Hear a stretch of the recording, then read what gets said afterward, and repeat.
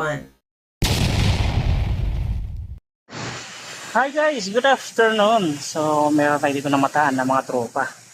Ayan, mga Spider-Man o nagre-repaint ng mga buildings. O isang kasabihan lang din, pare-pare lang to halos. Yung mga naglilinis or housekeeping ng mga nagra-rappeling. Ayan o. As of now mga lods, yung gondola hindi na masyadong ginagamit. Kasi nga po, masyadong hassle na. Marami nang ikakabit na mga aparato, kable at pabigat. Tsaka hassle na ikabit, maraming gagawin. Yung buildings na to, Bellagio Tower, no? 40 floor plantas ito. So dire mo yan, aakyat ka ng 40 floor. So gamit lang yan ang mga lubid. Shoutout kay ito, no? Yan, rappeling lang yan. Sila ngayon ay nagre-repaint ng mga ledges o mga sidings na yan ng building na yan. Kasi medyo nag-faded na. So shoutout po. Since 2005 ako na yung nag-training ito. Yan, i-recall ko lang ang kalaman ng tiro dati. So once again, nabudol pala kami na rin ng handler namin. Ang arawan nila ngayon is 1,300 pesos. Bukod pa yon sa mga insurance na hawak-hawak natin. Kung sakasakali makapasok pala tayo dito. So dati, minimum wage na kami. Binigyan lang kami ng allowance every month. Yun lang.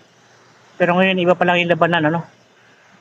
Parang nadaya kami yata dati, minimum wage. As of, siguro minimum wage namin noon is nasa 200 something pa lang o 300. Bire mo yan.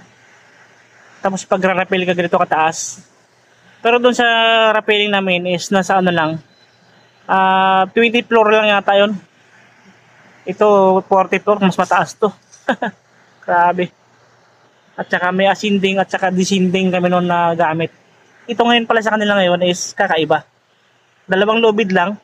Mula ka doon sa taas, manggagaling. Hindi ka na dito kukuha sa baba na aakyat pa. Kasi kami dati may mga gamit kami. 4 na lubid para doon sa ascending na gagamitin. At yung dalawa para naman sa descending. At yung dalawang lubid na yun para sa safety.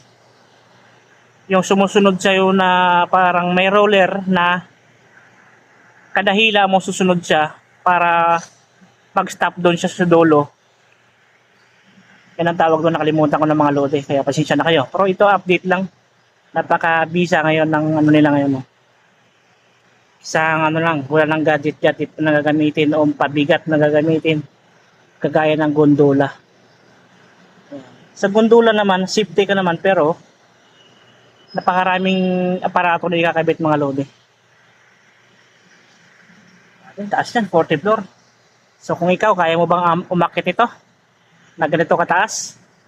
Doon ka manggagaling sa tuktok, pababa. Bit-bit yung mga aparato nyo.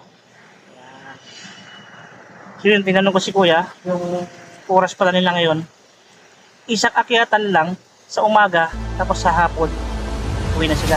So ang aga daw nilang labas ngayon. Dapat alas 3 tapos daw sila. Mga loading. So shoutout.